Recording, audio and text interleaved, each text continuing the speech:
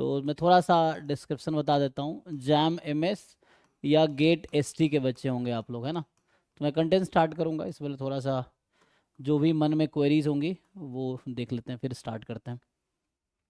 तो वैसे जैम वाले बच्चे हैं ना, तो अभी तो 4 ईयर ग्रेजुएशन हो गया आई थिंक उसका भी, तब भी अभी तो आईआईटी में 2 साल का ही एमएससी है। अभी अपडेट ऐसा कुछ आया नहीं 1 ईयर एमएससी का।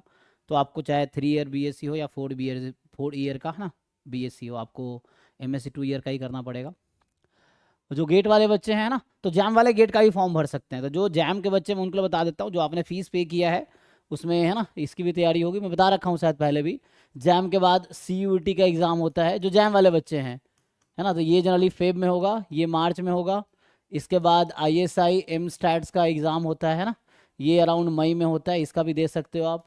सीएमआई का एक एग्ज़ाम है डेटा साइंस, है ना, उसका भी एग्ज़ाम आप लोग दे सकते हो। कुछ बच्चे आईएसआई एम स्टैट्स के बजाय आईएसआई एमएस क्यूएमएस प्रेफर करते हैं।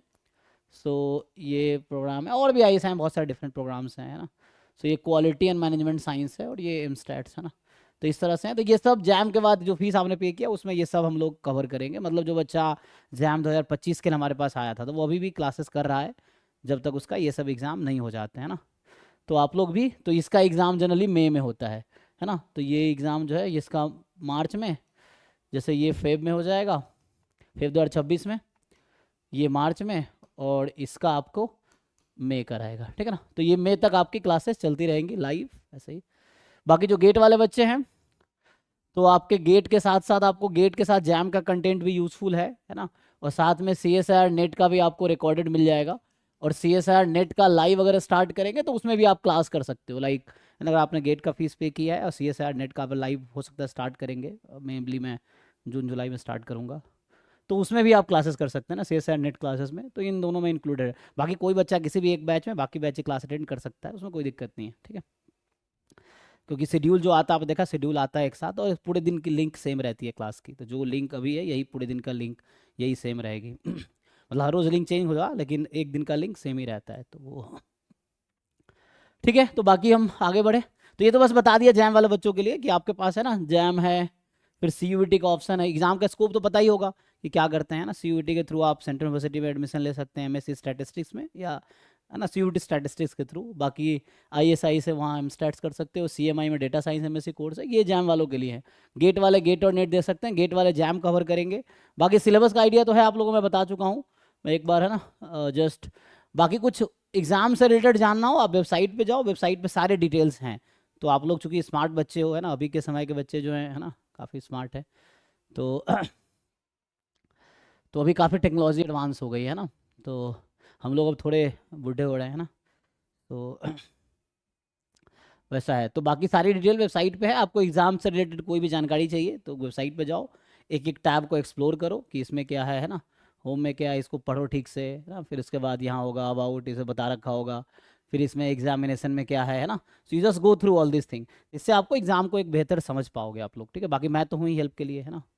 सो वैसा है। बाकी है ना, ये सब तो पुराना वेबसाइट है। अभी आपका 2026 का वेबसाइट जैम का जनरली जो फॉर्म आता है वो अगस्त सितंबर में आता है, सितंबर में आएगा, है ना। ये है, तो वेबसाइट सितंबर में आ जाएगी।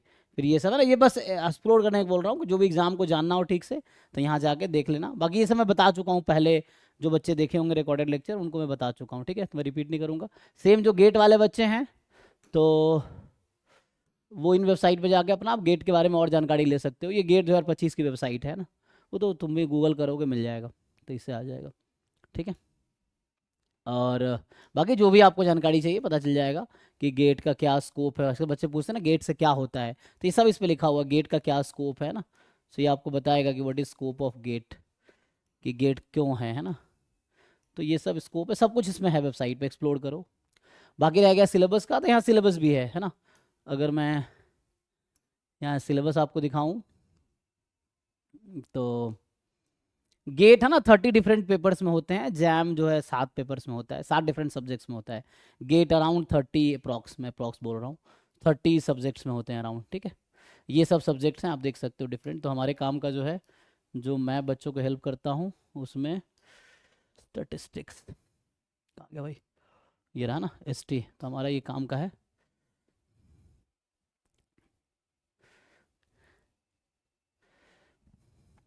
अच्छा ये तो मैंने आंसर की पेपर डाउनलोड कर ली है, तो हमें तो वो चाहिए ना, सिलेबस चाहिए।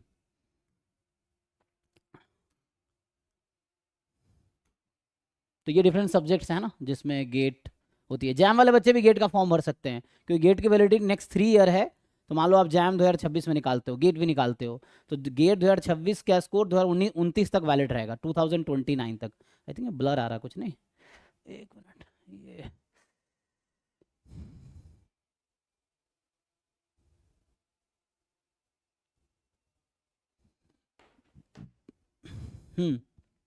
तो मैं कह रहा था हम लोग सिलेबस है ना,